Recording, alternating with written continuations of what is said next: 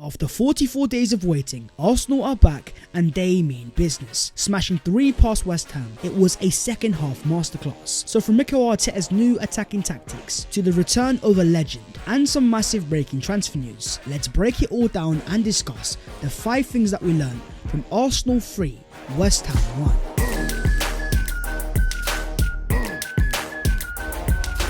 Yo, what is going on guys? My name is Babs14 and welcome back to your boys channel. The Arsenal are back and with a bang. I know you enjoyed that game, but if you enjoyed this video, don't forget to smash a like and also subscribe to the channel if you are new and help your boy on his road to 150,000 subscribers. Let's start and go with Martin Odegaard, the orchestrator. West Ham came into this game and they played exactly how I expected. They parked the bus, they tried to counter-attack, and David Moyes understood that Arsenal had the superiority in every single aspect of the pitch, and it's in that environment where we see the best of Martin Odegaard, and he was given the official man of the match award. And when you look at the stats, it's no surprise why. A 9.0 overall rating, he got 2 assists on the day, 82 touches, 57 accurate passes, and 93% passing accuracy, making 5 key passes, creating 2 big chances, completing 2 dribbles, and winning 5 ground duels. Odegaard made 12 passes into the opposition box, which was the most on the pitch. He won the ball back 7 times. He also had the most shots on the pitch with 6, and no surprise to hear that he was also the highest Arsenal player in terms of expected threats. This was a sublime Martin Odegaard masterclass, and where he excelled the most up against a deep block was in those tight areas in that final third, and there's very few players in football that are as good as Martin Odegaard when it comes to dictating the tempo of the final third. It may not always be a Hollywood pass, but what you see is little effective passes. Not only did he assist 2 of the Arsenal goals, by firing off 6 shots, Martin Odegaard might have not scored a goal, but if you don't try, you don't succeed. And the prime example of that is the first Arsenal goal, a drag shot by Martin Odegaard, but it falls into the path of Mykhaylo and ends up being a pretty effective assist. Odegaard now has 10 goals and assists this season in the Premier League. And in the second half, we saw an Odegaard that started to have a bit of fun. The little 1-2s, the little dribbles, and a silky smooth nutmeg on Lucas Paqueta. At his best, Martin Odegaard is an entertainer, and the Arsenal fans love it when he finds flow and he finds rhythm. More and more teams are going to come to the Emirates Stadium and they're going to play a low block. But this game was a bit of a warning that if teams are going to try that, we have the ability to break you down, and the best player for that is our captain, Martin Odegaard.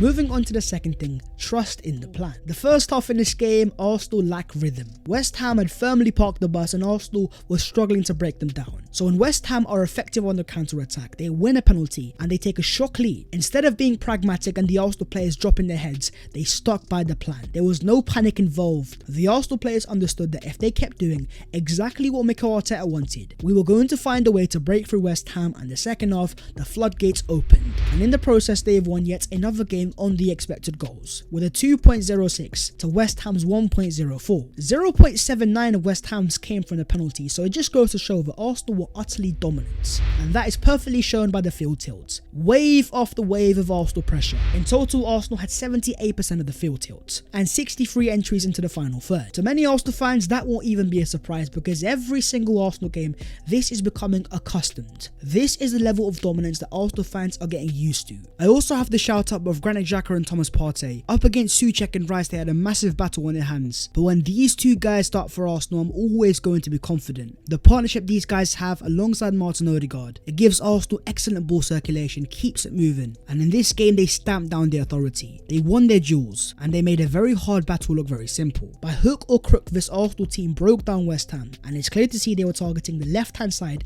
of the West Ham team. And that is perfectly shown by the passing networks. The Arsenal side, as always, is nice and symmetrical. But look at the West Ham left-hand side. Cresswell, Benrahma, Rice, they could not cope with it. The rotations of Odegaard, Ben White and Saka, West Ham simply could not compete. And they become the latest victims of Arsenal at the Emirates Stadium, where Arsenal have won 7 games out of 7 this season, have scored 22 goals and won 21 out of 21 points. Mykhaylo Arteta has made the Emirates Stadium a fortress. In this game, they overcame a massive hurdle by being 1-0 down. But just like how they done in the past against Fulham, the Arsenal players trusted upon the manager's plan. These players now understand what Mykhaylo Arteta wants and how he wants it, and on the pitch, they are delivering. Moving on to the third thing, and that is the new front front three delivers. Eddie Nketiah's first league start of the season and so much pressure going into it. Our first game without Gabriel Jesus, and a lot of fans doubtful of Eddie's ability to replicate Jesus. But the belief of Mykhaylo Arteta has always been unwavering, and in this game, playing in the first Arsenal team with the wide forward to Saka and Martinelli, Eddie Nketiah stood up, completing 91% of his passes, and in the second half his moment arrived, showcasing fantastic strength and awareness, rolling the West Ham centre-backs and smashing the ball emphatically into the bottom left-hand side. That goal meant so much, for the player himself, for the manager, and for the Arsenal fans to relax the nerves. The overall play of Nketiah in this game goes a long way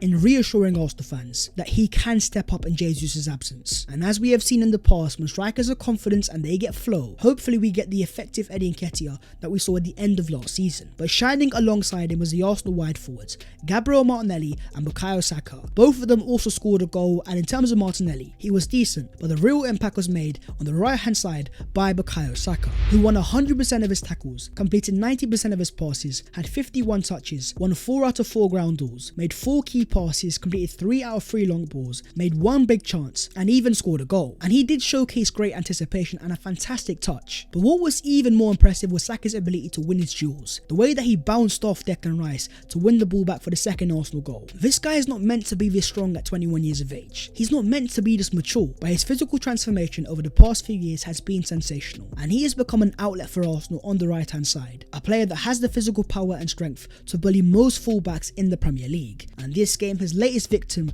was Aaron Cresswell. Moving on to the fourth thing, and that is the arrogance of Ben White. Arrogance in a good way, confidence oozing. This guy is so calm, so composed, and overall had another very underrated performance with a 7.1 overall rating, making 4 clearances, 1 interception, 1 tackle, 87 touches, 65 passes at a 92% accuracy, 1 key pass, 1 cross, 4 long balls completed, and winning 3 ground duels. As Arsenal fans, we can't forget that this guy is still a centre back who's been converted into a right back, who gives this Arsenal team so many different dynamics. He allows Arsenal to build in a back three alongside Saliba and Gabriel. He's comfortable moving into midfield, and now we are seeing him comfortable in the final third, overlapping, causing issues, making chances, and even pulling out the flicks and tricks. Prime example being the third Arsenal goal, flicking it past the West Ham player.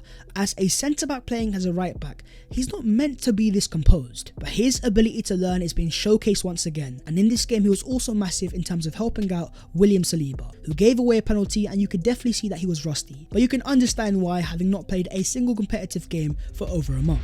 Credit to Kieran Tierney as well. Even though Zinchenko was fit enough to be on the bench, Arteta trusted upon KT and he was reliable, showcasing a great balance of inverting while also overlapping. Tierney is showing that he is learning. But now that Mykhaylo Arteta has 2 fully fit left backs, it poses the question who starts going into the future. Is it Kieran Tierney or is it going to be Alexander Zinchenko? Moving on to the 5th thing, and that is something special is brewing. There's a feeling around the Arsenal fan base, around the Emirates Stadium, that something special is happening. And on the topic of special, 15 games played, 13 wins, 1 draw and 1 loss. With 40 points, Arsenal have moved 7 points clear, top of the Premier League, above Newcastle, and 8 points clear of Man City. Now they play on Wednesday, but even if they were to win that game, Arsenal would still have a 5-point gap. The title charge is manifesting, and as said by Declan Rice on if Arsenal are genuine title contenders, he says 100%, I think they are a top team. You can see they are coached incredibly well. A lot of attacking talent, a young squad, they could go the whole way. Players that are playing against Arsenal, managers that are playing against Arsenal, these guys believe. They've seen the quality in person on the pitch, and they understand how hard it is to play against Arsenal. But as Arsenal fans, we can only enjoy that. And talking of Arsenal fans that enjoy the game, after nearly 4 years of waiting, this game saw the return of Arsene Wenger to the Emirates Stadium. And seeing him celebrate the Arsenal goals brought a smile to your boy's face. It's been way too long, and this guy deserves a statue outside the Emirates Stadium. And as Mykhaylo Arteta says, he picked the right moment.